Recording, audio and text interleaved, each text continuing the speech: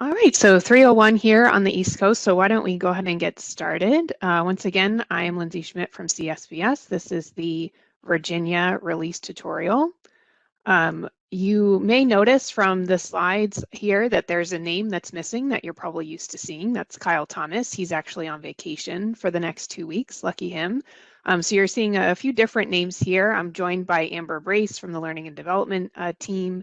She's going to be talking you through the changes that we're making to the staff director and the staff user roles on the exam and investigation side. We also have Annabelle Hungate. She is our lead developer. She's going to speak to you about some of the workload management features that we put in. And then I'm also joined by Alejandra Krasnow, my colleague, and she's going to talk to you about some NMLS license data changes that we've made, as well as go through some of the honorable mentions for this release. So jumping right in and just starting with some housekeeping items here.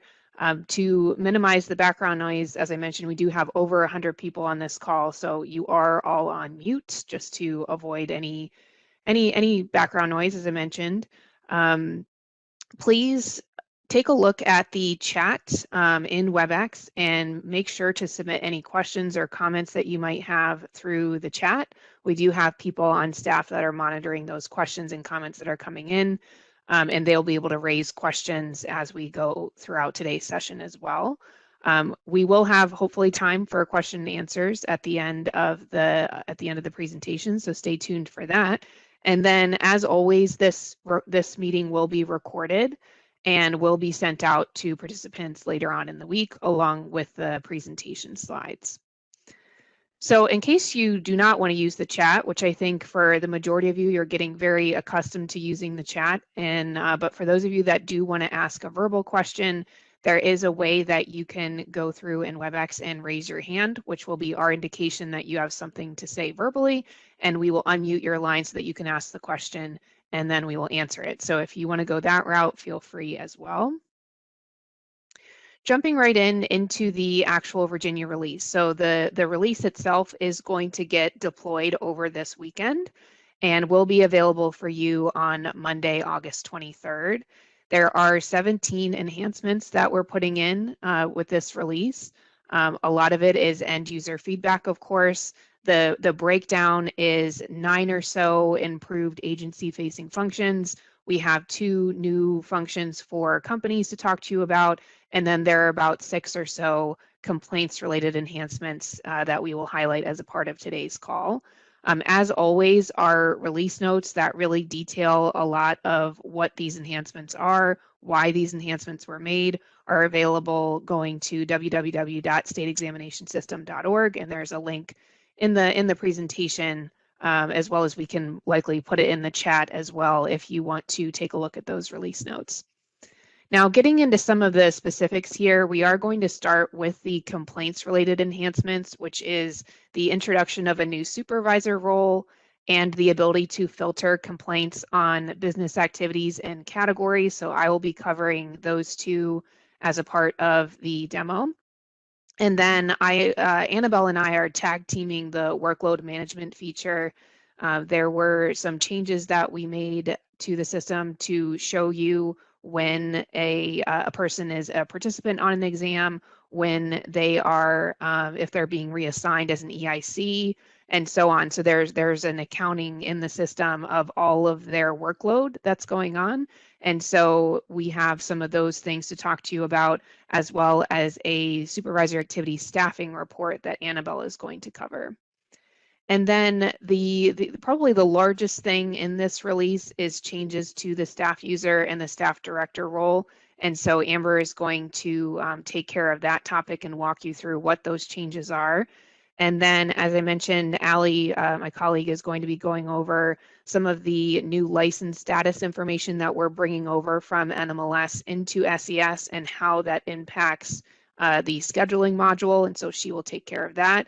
And then if there is time, we'll go over some of the honorable mentions that didn't quite make the official demo, but is still important for you to know some of the other enhancements that we put in there.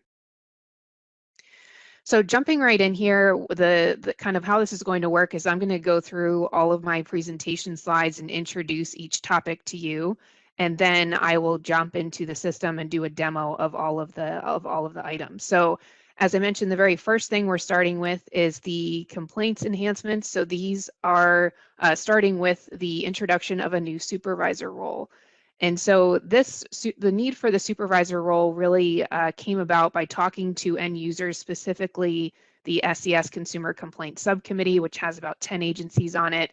And there was a request made that we needed someone within the agency to deal with some of the higher level complaint activities that happen in the system, so namely information sharing. So if there is a request from another agency to view your complaint, you wanted someone in a more elevated role to make that decision whether or not to grant that access. And before the supervisor role was introduced, all complaints users had the ability to make that decision. So we're building a hierarchy now on the complaint side where the supervisor role has permissions for everything. And then there's, some changes kind of downstream from that we'll get into. But the complaint supervisor has all of the permissions that a complaint manager does. Those of you that are complaints users in SES likely already have that manager role. So in addition to everything that you do today with that complaint manager, you'll have the ability as the supervisor to request access of another agency's complaint. You have the ability to make those decisions about incoming requests from other agencies to view your complaint. You're also, if you are the supervisor, you're notified if your agency is tagged in a discussion post. So again, those of you that are complaints users have some familiarity to what that means when you're tagged in a discussion post. But the supervisors will get notified in that instance. The supervisors also have the same permissions as the agency point of contact or POC on a complaint. And so if the supervisor wants to help out someone that is the agency POC with sending an information request, sending back an information request on a complaint, they have the ability to do that to help out the agency POC if the situation calls for it. The complaint supervisor will also receive the same notifications as the agency POC as well. So they're kind of acting as the person at the agency that can make those high-level decisions about access requests and so on, as I've already mentioned, but can also get into some of the details and really help to work the complaint and help their complaint staff if the situation calls for it. There shouldn't be any permissions or actions that the complaints manager can take that the supervisor can't. So as I mentioned, the supervisor has access to do everything. And then the complaint manager, if we look over to the right-hand side of the screen there, they can no longer submit access requests to other agencies' complaints. They will not get notified if the entire agency is tagged in a discussion post. So those, again, are just reserved for the complaint supervisor. But other than that, the complaints manager role is exactly the same as it is today, as well as the complaint viewer. So the complaint viewer still has the ability to just view complaints. They do not have access to interact or take any actions on any complaints. It's just a view-only role. Another change is complaints users are no longer required to have a supervisor activity role. So when we first rolled out complaints, we had you assign a complaints user some sort of supervisor activity role, namely the examiner role. And then we also required you to designate what level of access they needed from a complaints perspective.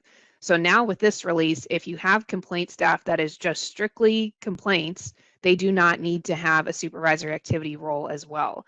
Now, if you have someone that does work on both sides of the system and needs both, then that's perfectly fine. You can have them listed as an examiner on the SA side and then have their appropriate role on the complaint side as well. That's perfectly fine. So I'm going to demo this as a part of the list of things that I'm going to go through. So just keep all these kind of fresh in your mind, but we are going to move on to the next topic. And then, as I mentioned, I'll demo all of these in the order in which they're presented. So the next thing to talk about is some of the workload management changes that we've made as a part of this release. So you'll notice that sometimes with our release tutorials, we have this explanation of what the problem is and then what the solution is. So the main problem solving here is now that we have the exam system and the investigation system open for probably around 2 years, the complaint system has been open for about a year if you include the pilot. there's a lot of activity that's going on in the system, and there are a lot of people that are involved in those activities as well. And so we've heard from agencies that are using the system that they want a way for the system to expose where that person is assigned and working on other things in the system. And so we've included this extra information in a few different areas. So if you look at the solution box here, the first is during the supervisor activity initiation process. So when you're going through the process of creating an exam, there's the opportunity to assign an EIC. And when you're going through that process of assigning the EIC and you're picking from a list of your users, you'll notice, and you'll see in the screenshot there on the slide, next to the Maryland Staff Director 1, there's a little calendar icon there. And when you click on that calendar, over to the right, it will pop out with all of the other supervisor activities that that person is currently a participant on. And it lets you know in what capacity they're a participant on those exams. So if they're serving on the exam as an examiner, if they are the actual EIC for the exam, all of that is able to be presented to that person so that they are well informed about that person's particular workload in SES and can adjust the assignment accordingly. So if this person is maybe a little bit overloaded, you see them on a lot of exams, maybe you want to assign someone else as the EIC. And so that's that particular area. The other area where it appears is if you are reassigning the EIC. So if your EIC leaves your agency, if there's some sort of incident that happens where the EIC gets pulled off of an exam and you need to assign someone else, when you're going through again and picking through the people that you could potentially assign as the EIC, there's that icon that will pop up if they're on one or more exams as a participant so that you can take a look and see where they are and what they're doing in the system. The other area is when you're adding participants. So again, when you're working an exam, you're on the participants tab. If you need to add additional users, reviewers, peer reviewers, you have the ability to see those individuals' workloads as you're going through and assigning those participants to the exam or the investigation. So those are the two areas. It works very similar on the complaint side. I don't have a equivalent complaint slide to go through, but it's at the time that you're assigning the agency POC when you're creating a complaint. It's also at the time that you reassign the agency POC. It will show you all of the other complaints that that individual is serving as the POC for, and you'll see that as a part of the demo. The last thing to talk about, if I'm remembering correctly, before we transition into the demo is a new SA staffing report. And so you'll see a screenshot of this. Annabelle will actually demo it live for you, and that's really the best way to see this, honestly. But it's split up into 3 separate sections. There's a listing of supervisory activities that do not have an EIC assigned. So that's the very first tab there. This is meant to be informational, of course, but is also meant to be interactive. So you can actually click on that SA ID. It pops open in another tab. You can assign the EIC and then come back and refresh the report. As you can see there, right next to SA staffing report, there's a refresh button. Once you refresh, then that supervisor activity will drop off of this report and you can go through the process of assigning the next EIC. The second tab, or the middle tab that you see there, is a listing of active users at your agency and their participation on supervisor activities for a 3-month period.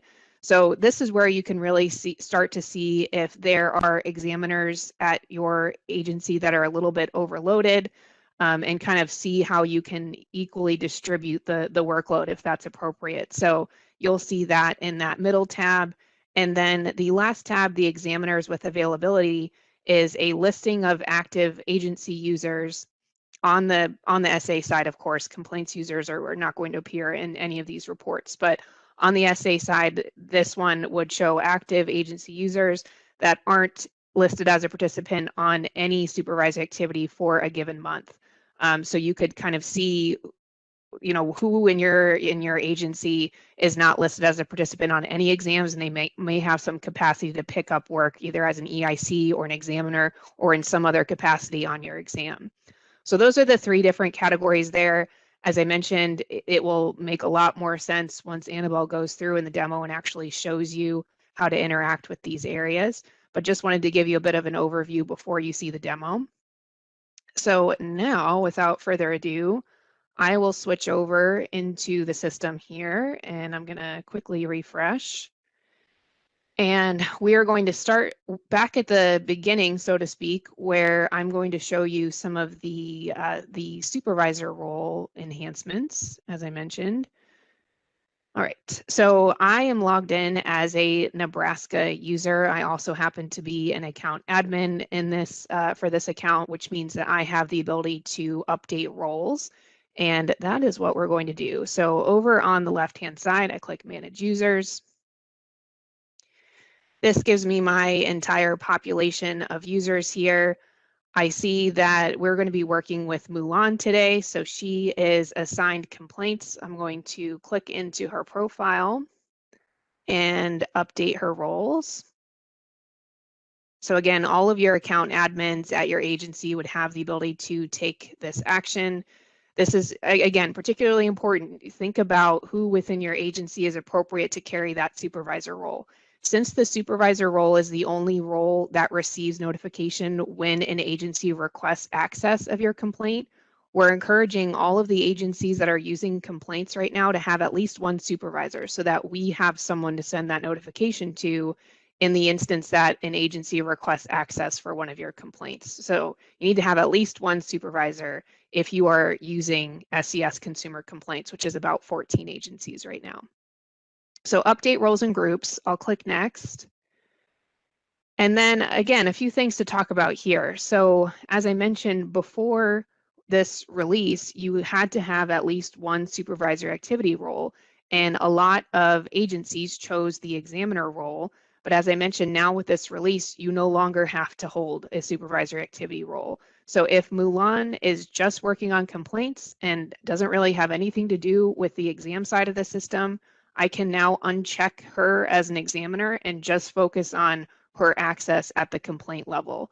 So if I scroll down here, you can now see that there's a new complaint supervisor, and we have an explanation of each of the roles here under the complaint side. So if I wanted to upgrade Mulan, so to speak, to a complaint supervisor from the current complaint manager that she is, it's just a simple click over to the supervisor role, and then I can update roles. Now, one thing to mention here, and this kind of ties in nicely to the workload management conversation that we had, is that in this area here, as an account admin, I have some insight here into specifically for Mulan. She is the agency POC on 9 complaints. And so I have, again, some access here into seeing how Mulan is kind of interacting with the system and who she's the POC for, which complaints. And so I know that she's going to be the supervisor, so I'm going to click that, and I'm going to click Update Roles.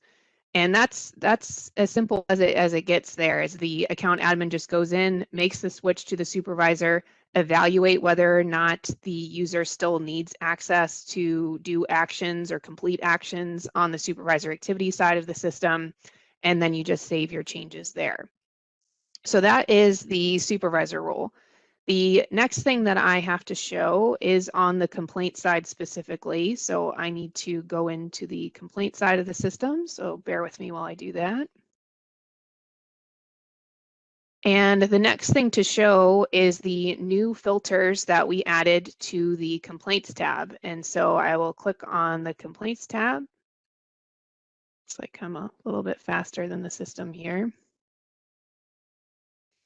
And I will open up my filters. So again, this is where I can see all of my agency's complaints, and there have been requests from certain agencies to add on to these filters so that you can see a listing of all the complaints based on the filters that you've added.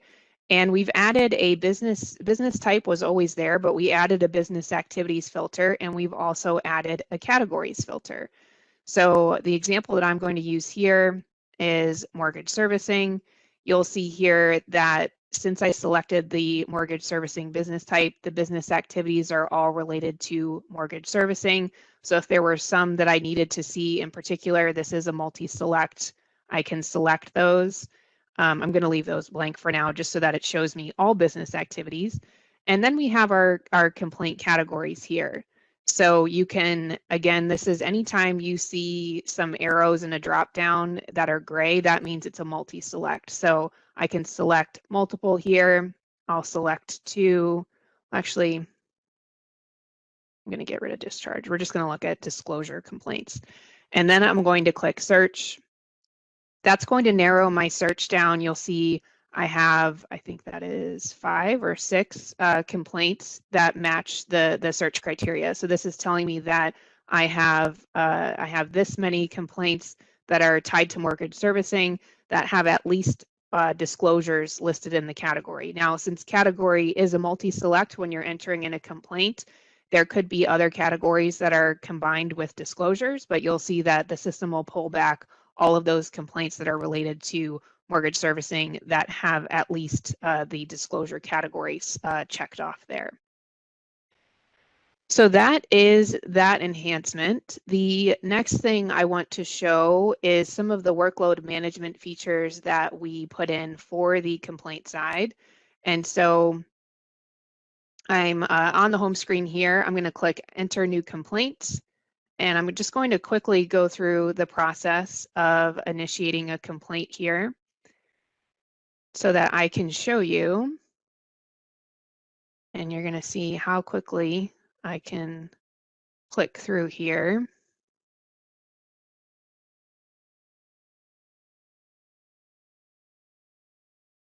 So I can go through this as quick as possible.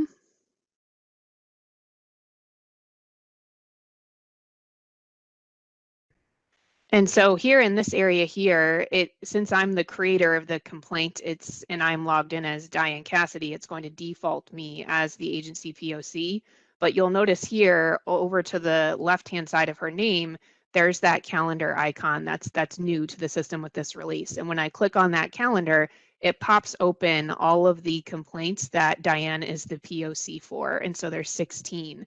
So I can go with Diane as the POC. I could also select someone else here. So Eric, and I can see that he has 11. So I can easily kind of move back and forth throughout this list and see where people are where people are assigned in the system.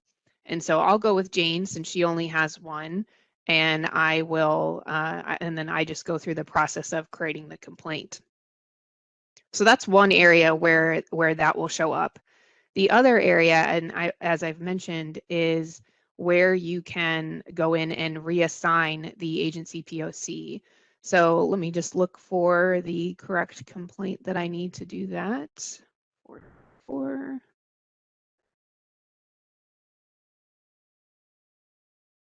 And when you go in to update the complaint here, this is where you can go in and change the agency POC. So at the time that you do that, you'll see that, again, this pops up and you can click on the icon and see that Lindsay is the POC for just one other complaint. And so that's another area where this comes up. So that is that. If you happen to select a person, and I don't know if I think all these people are on at least one complaint, but if you happen to select a person and there is not an icon that appears, so the calendar icon is not there, that means that they're not assigned as a POC for any complaint. So it's not going to show up all the time, but in the instance where the person is on at least one complaint as a POC, you'll see this icon that you can click to get more information.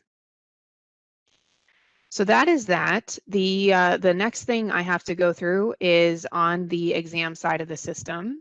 And so I'm going to hop back over there and keeping an eye on time here.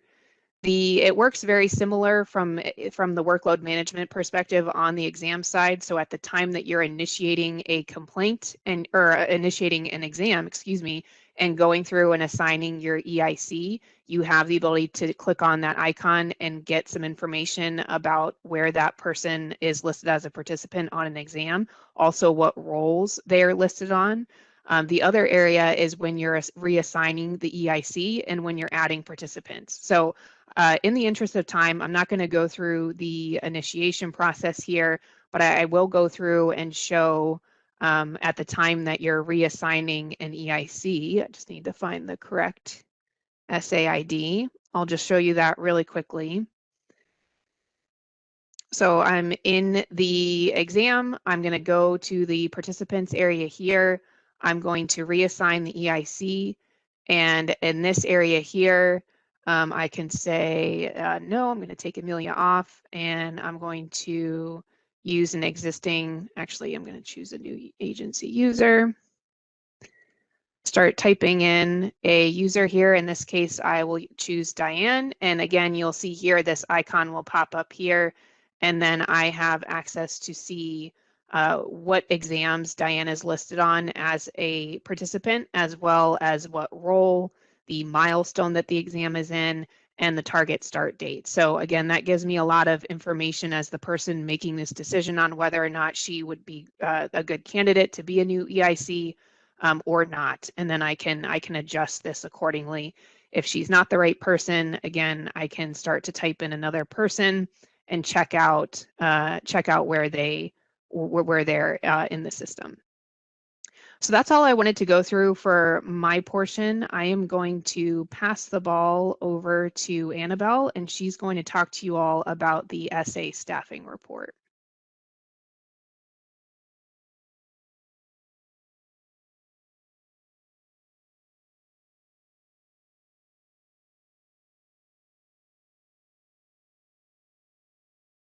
Okay, hopefully everybody can see my screen and hear me okay. So like Lindsay said, I'm going over this workload management and the staffing report. So I'm Annabelle Hungate, I'm one of the developers here. I am logged in as Jim, so he's one of my Hawaii staff directors. And on the homepage, I can scroll down just a little bit, and you can see that I have this exam staffing report where you're able to view the workload of your agency users. So just to go over a few things off the bat, right here we're highlighting really, trying to help out with the actual scheduling of things that have already been put on the calendar.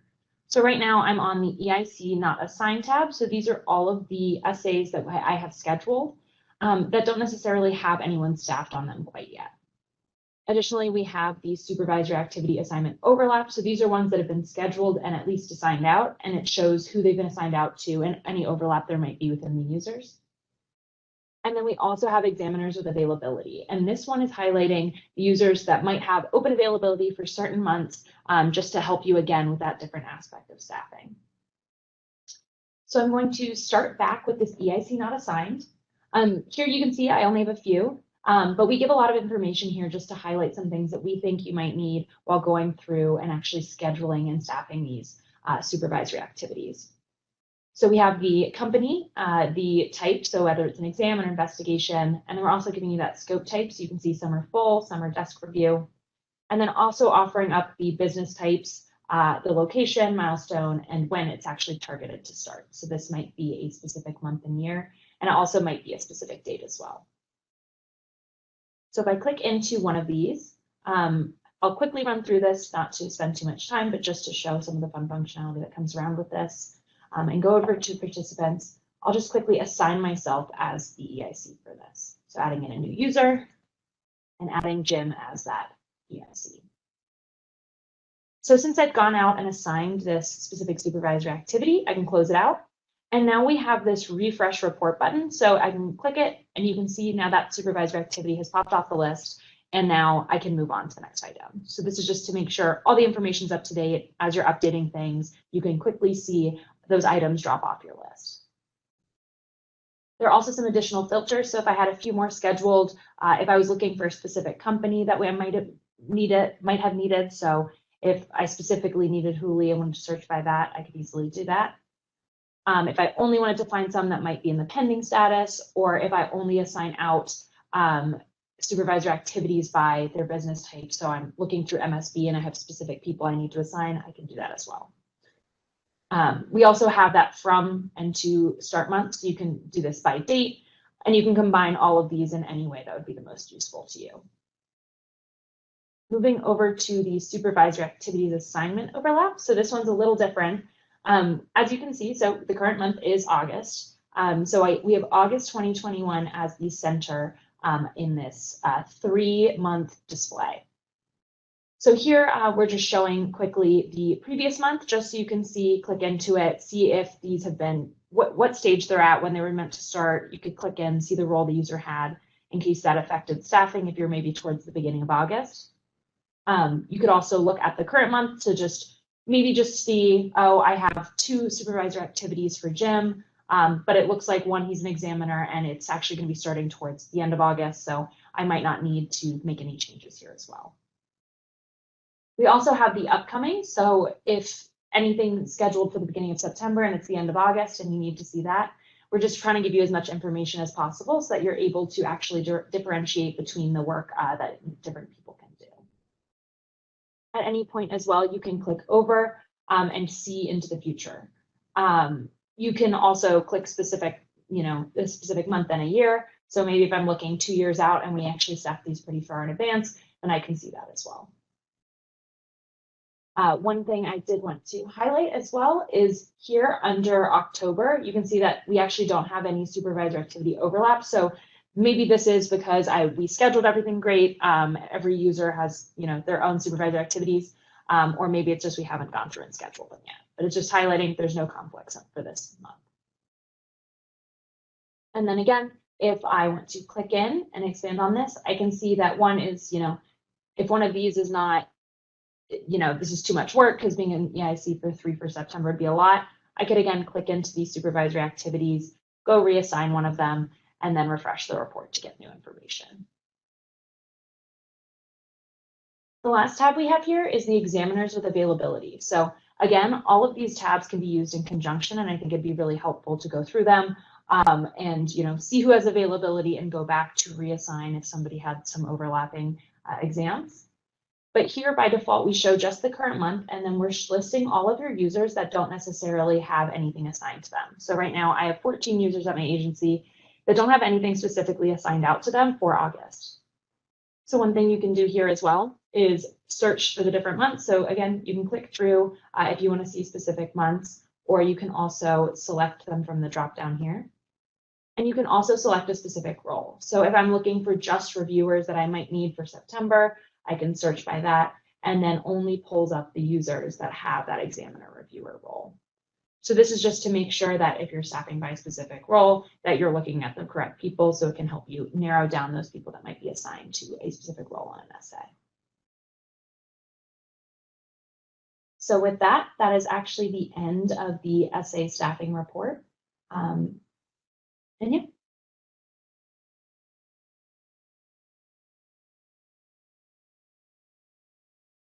Trying to pass it back over to Amber.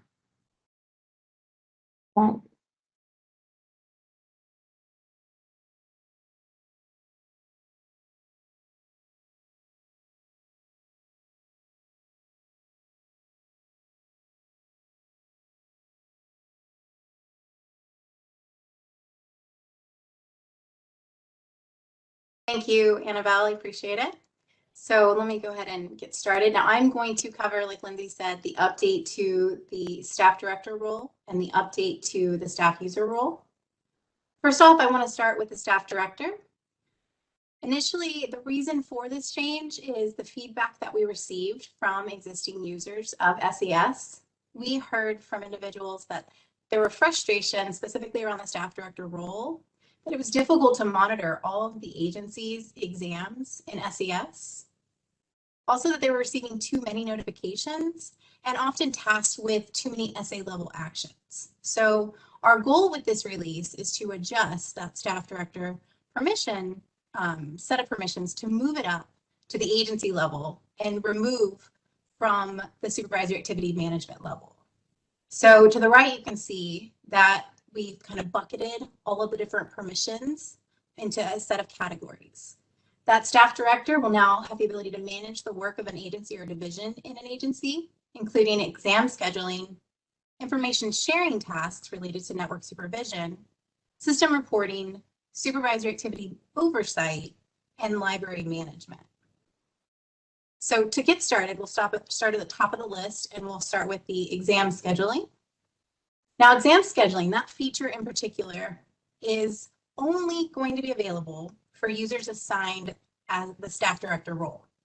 If you are currently a staff user and are responsible at your agency for setting up your exam schedule, then you're going to want to talk to your AA about possibly changing your role to staff director so that you have the ability to conduct this activity. This is just to streamline the process so that staff user role can serve more closely with support as a support role to the EIC and kind of pull it away from the overlap that it had with the staff director role. Exam scheduling, to give you a kind of a big picture, it allows an agency to plan out the exams it will conduct in a given time period. The goal with the feature is to avoid conducting duplicative or redundant examinations by allowing agencies to see when exams are being conducted on companies by other agencies.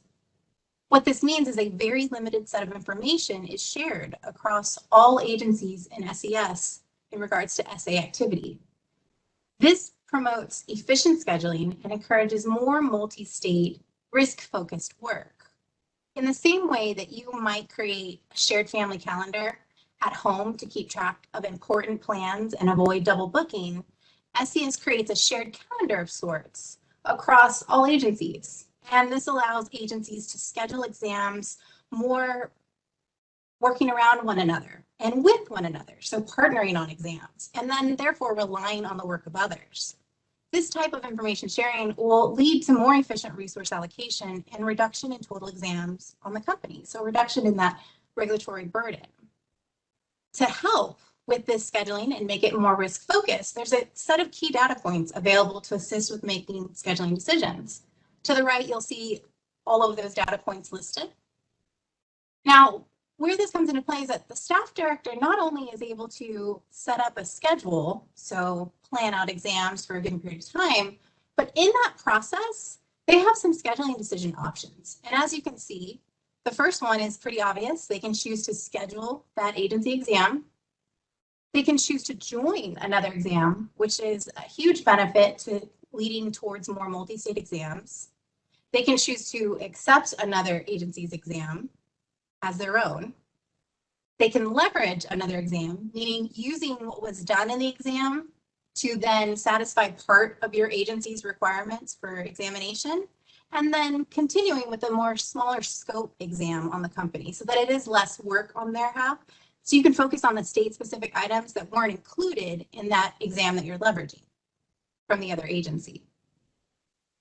You can also, in this tool, update the next exam due by date. As you can see in the box, it's one of the parameters. That's one of the key data points. So it does help you drive how you use the scheduling tool. And then the last step is just take no action. If you don't find a reason to schedule that exam, you can choose not to. So because you see a lot of that is around information sharing and network supervision, it made a lot of sense to move the exam scheduling feature to just the staff director role.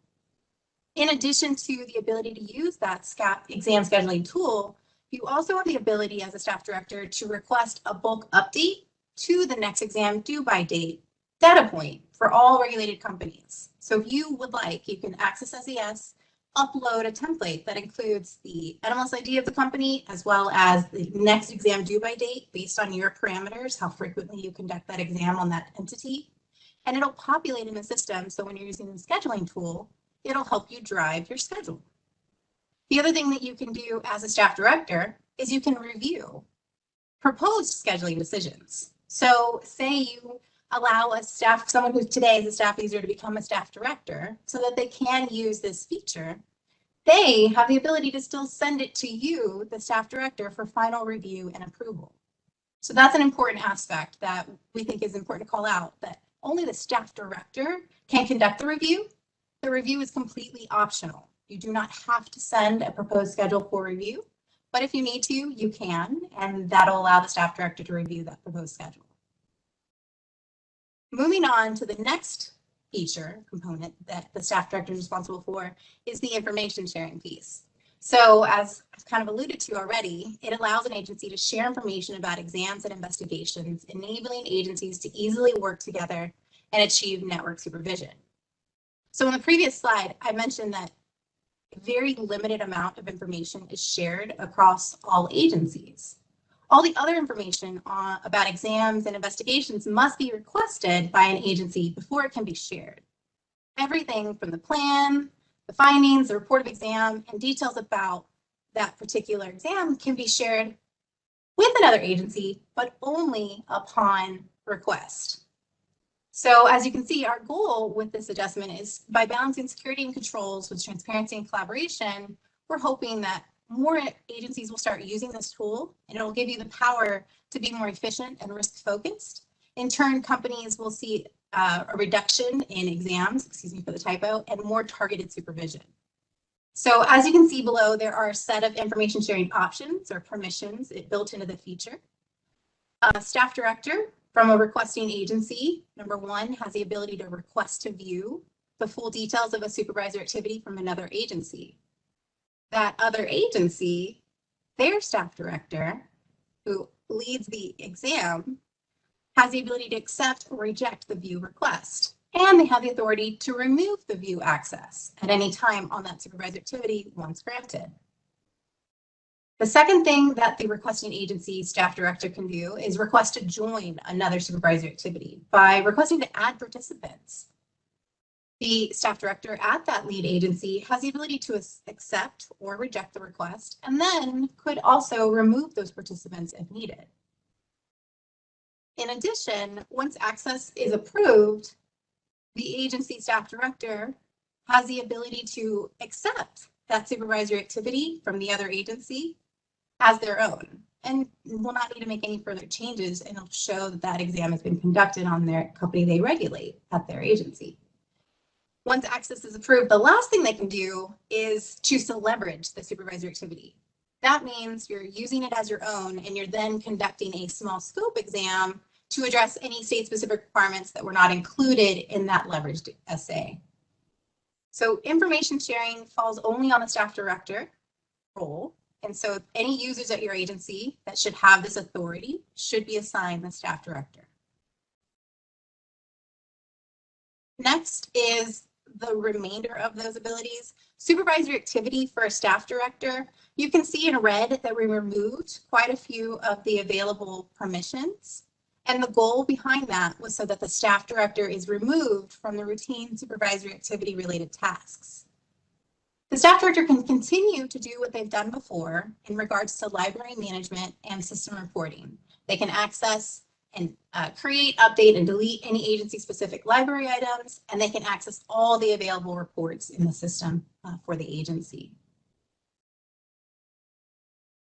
Before I go on, I'm going to ask if there have been any questions that came in the chat regarding the changes to the staff director role. No questions yet, Amber. Awesome, thank you. I'm going to move on now to the staff user role. Now, specific to the staff user role, we heard that there were frustrations around the need to assist multiple EICs and examiners, but with limited exam tracking tools. Also, not being able to transmit materials to the company was a disadvantage for those EICs that heavily, those staff users that heavily support the EIC, and just point blank the limited actions available to support the EIC on essays. So the goal with this release is to expand the role to include permissions to support day-to-day supervisor activity management responsibilities and alleviate the EIC workload. We're hoping that with this change, that staff director can directly support everyday supervisor activity tasks. And so as you can see, they still have the ability to manage many features of supervisor activity plus more. They have the ability to manage the library just like before, no changes there. And they still have the same access to system reporting. The permissions removed are exam scheduling and information sharing. And this, like I said, is to differentiate the staff user role from the staff director role. So starting with the supervisor activity management that has not changed, you can see that the staff user, without being a participant on the exam, can take any of these actions on behalf of their agency. They can initiate a supervisory activity one at a time, not through the exam scheduling tool. So that hasn't been taken away fully. They can update basic details of a supervisory activity already created. They can help with managing the EIC as well as participants on behalf of the EIC. They can also close and lock the supervisor activity at the end of the workflow, which used to be something we relied on the staff director to do. Now the staff user will do. They can also cancel a supervisor activity before the report is sent. And upload historical data. That is the request. You know what? That is something that is not available. I'm going to update this PowerPoint once we send it out. That has been pulled from the SA. I missed it, from the SU role. It is specific to the staff director, and that's talking about the update the exam due by date, heavily built into the exam scheduling tool, so really only needed by the individual who's doing the exam scheduling in bulk. In addition, they have the ability to initiate and manage company user enrollment. And then I put these two in blue. They can view the exam schedule, so they can help by seeing what's coming down the pipeline and what's been scheduled by the staff director, so that they can prepare the scope and add participants, even prepare the information request if they're added as a participant. So this gives them that full view. And then they can also, once a staff director has requested access to a supervisor activity, say that agency would like to accept the exam, the staff user can help support that workflow by initiating the supervisor activity acceptance and assigning a staff director or EIC to review that request. And then they would be the ones that would make the decision to accept or leverage the exam. But just keep in mind, the SU can help by initiating the supervisor activity acceptance process. Just like before the release, they will continue to manage the library, and they will also continue to have access to system reporting. But just to touch again, the goal is to expand the role to include permissions to support day-to-day supervisor activity management and alleviate the EIC workload. And this is really for those agencies that use their support staff to coordinate certain aspects of an examination. So this next slide focuses on all of the new features that are built into the staff user role. As of August 23rd with the release, if the staff user is added as a participant on, starting in the left column, a single state exam, so you're the only agency participating, or on a multi-state exam where you're the lead agency, that staff user can do a lot of the things that the EIC would normally do. They can define the scope and plan. They can manage information requests, which includes sending the information request to the company as well as updating the reminders. They can also manage the loan requests, which includes adding the loan request as well as sending the loan request and updating due dates. They can also assign the report package assembler, and they can mark the report response as complete, manage MRAs. They can also manage time and expense on behalf of participants. They'll have the ability to delete findings, which is a newer feature. They can also manage the exit meeting, so they can schedule it, update it, and close, as well as complete the exam by entering and updating the closeout information. And then, if necessary, they also have the ability to suspend and resume documentation retention. Keep in mind that enter and closeout is really important. So they have the ability to help support the staff, the EIC in that process. Now, moving over to the right column, multi-state participating agencies. So if a staff user is added to a multi-state exam and they are on the exam from an agency that is not the lead agency, but a participating participating agency, they have the ability to do a few things to help the examiners participating. They can bulk download the supervisor activity documents. They can manage plan assignment. So say the EIC at the lead agency or even the SU at the lead agency on that multi-state exam updates the plan assignment to assign individuals from this participating agency to a particular AFR or area for review. Then this agency staff user has the ability to change who it's assigned to based on those participants. So say there's 2 or 3 people from that participating agency on the exam, the staff user can adjust that assignment as necessary. They can also manage the loan request assignment, which is something that if the EIC has assigned loans, then they have the ability to switch it around for the participants that have been assigned from their agency on their behalf. They also can reassign loan requests assigned to themselves or other participants. So as you can see, there are some added layers specifically to the staff user when they're added as a participant on an exam. And you can easily, as a staff user, since you can manage participants, you can add yourself to the exam to do what needs to be done, and then you can remove yourself when you no longer need to be a part of it, if needed. So you have that ability to do it based on your workflow. Maybe you're only going in as a staff user and defining the scope and assigning participants. maybe you're going all the way through the information request submission process. It really is up to your agency and your existing workflow, and we're just trying to help support that. Before I move on to the impact of the training program, any other questions specific to the staff user role?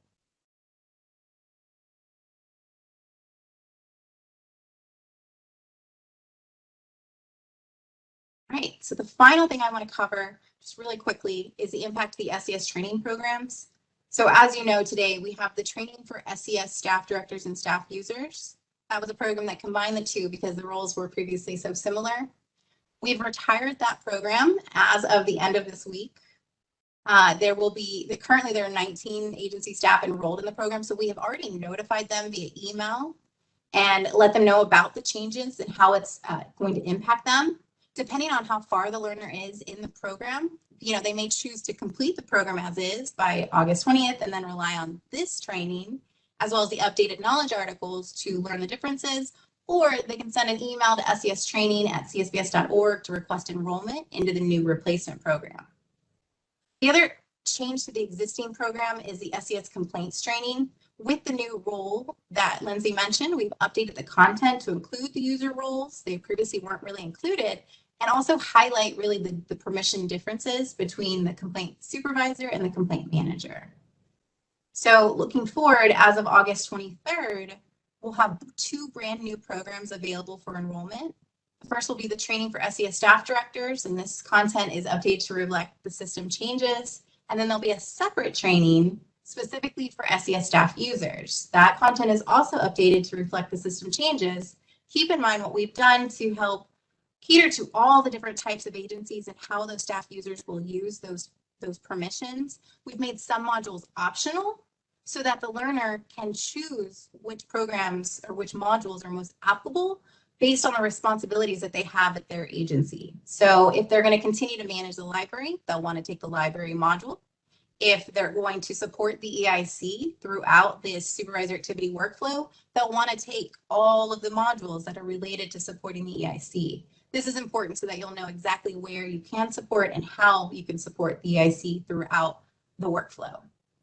And that's all I've got to cover. I'm going to go ahead and pass it off to Alejandra.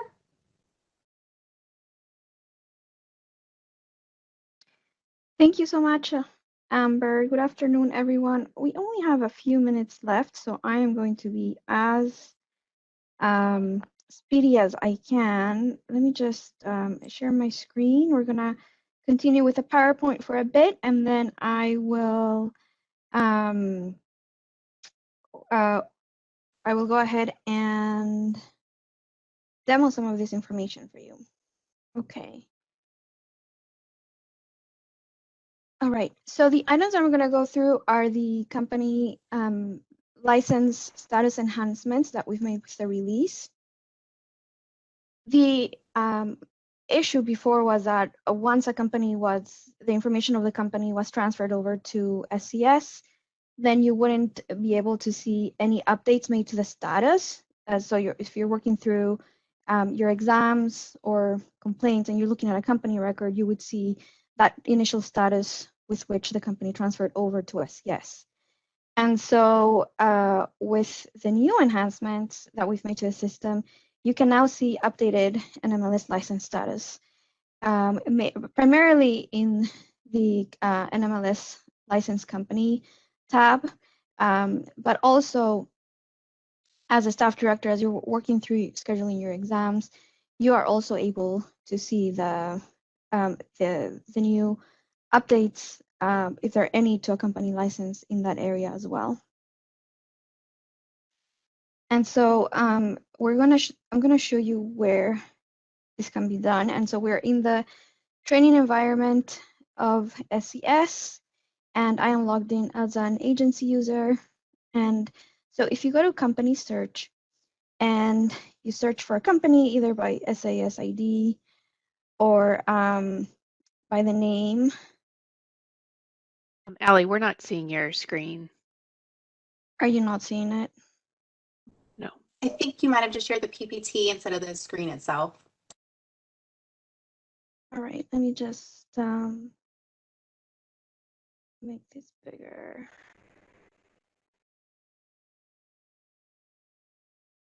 All right, you should be able to see it now, Lindsay. Or Amber, can you confirm? Yes, it's there. Thank you. Yep, All right, looks good. perfect, perfect. So what I did is I just went to the company search tab in SES, and I typed in the company name that I'm interested in to find out more information about the license status. And so here it is. Again, we're in the training environment. I'm going to click on Quicken. And if you go here to the NMLS licenses tab, you'll be able to see the view will default to your agency's licenses, and you're able to see the updated license for that company, and also the original license date, and also the date of when that license may have changed. If you'd like to take a look at all the licenses that that company holds for the other agencies, you switch here to this all licenses tab, and you'll be able to see all of the licenses status for that company. So that's one area. The other area is on the scheduling feature, as I mentioned. So I'm going to start scheduling exams. So I'm here on the exam scheduling tab. And as you're scheduling an exam,